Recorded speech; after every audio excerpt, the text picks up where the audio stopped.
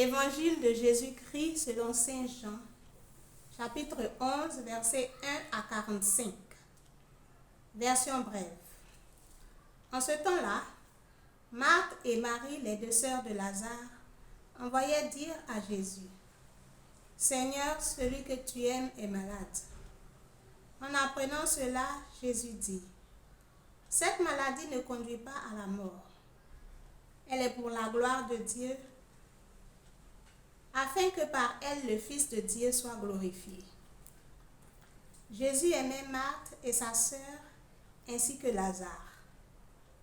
Quand il apprit que celui-ci était malade, il demeura 2 jours encore à l'endroit où il se trouvait. Puis après cela, il dit aux disciples: Revenons en Judée. À son arrivée, Jésus trouva Lazare au tombeau depuis 4 jours déjà. Lorsque Marthe apprit l'arrivée de Jésus, elle partit à sa rencontre, tandis que Marie restait assise à la maison. Marthe dit à Jésus: Seigneur, si tu avais été ici, mon frère ne serait pas mort.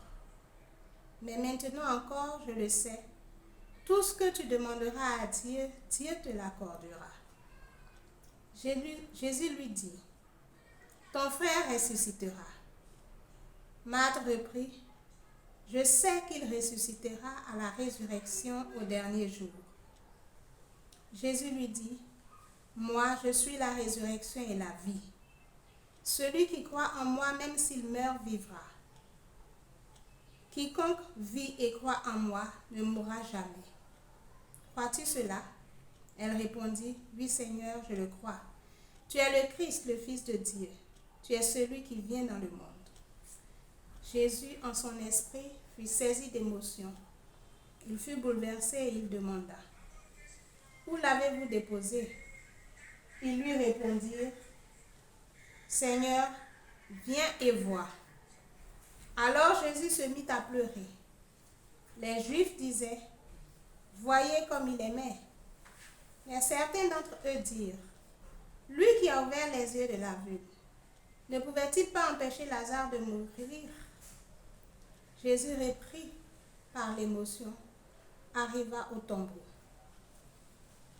C'était une grotte fermée par une pierre. Jésus dit: Enlevez la pierre.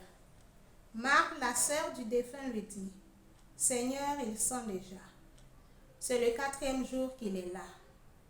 Alors Jésus dit à Marthe: Ne te l'ai-je pas dit, si tu crois, tu verras la gloire de Dieu? On enleva donc la pierre. Alors Jésus leva les yeux au ciel et dit: Père, je te rends grâce parce que tu m'as exaucé. Je le savais bien, moi, que tu m'exauces toujours. Mais je le dis à cause de la foule qui m'entoure, afin qu'ils croient que c'est toi qui m'as envoyé. Après cela, il cria d'une voix forte: Lazare, viens dehors. Et le mort sortit, les pieds et les mains liés par des bandelettes, le visage enveloppé d'un suaire. Jésus leur dit: Déliez-le et laissez-le aller. Beaucoup de Juifs qui étaient venus auprès de Marie et avaient donc vu ce que Jésus avait fait, crurent en lui.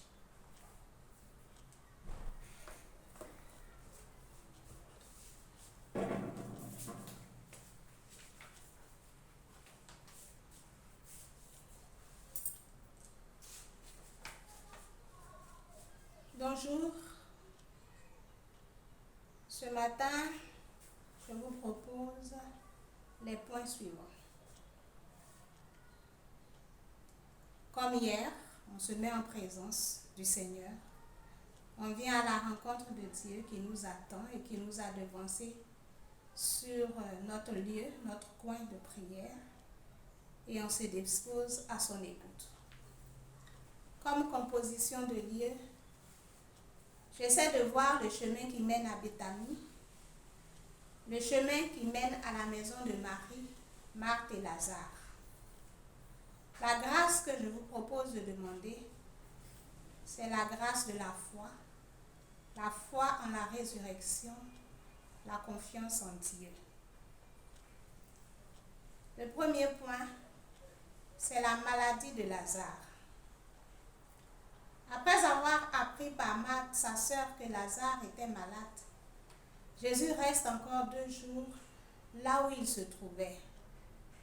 Comme si Jésus n'était nullement ébranlé par l'annonce de cette maladie, de son cher ami Lazare, lui qui a guéri des malades. Comment j'accueille cette sérénité de Jésus? Quel message le Christ me donne-t-il à travers son attitude? Le deuxième point que je vous propose de méditer, c'est Jésus à Béthanie. Sans précipitation, il se met en route pour Béthanie, bien que sa vie soit en danger. On cherche à le tuer, mais malgré tout, il y va. Il arrive auprès de Marthe et Marie. Se rend compte, Lazare est mort. Entouré de leurs parents, amis et connaissances, la douleur a saisi tout le monde. Tout semble perdu. Des pleurs se font entendre. Certains récriminent contre Jésus. Marthe dit à Jésus, « Seigneur, si tu avais été là, mon frère ne serait pas mort. » Quelle est mon attitude quand tout semble perdu pour moi? Comment je réagis face aux épreuves?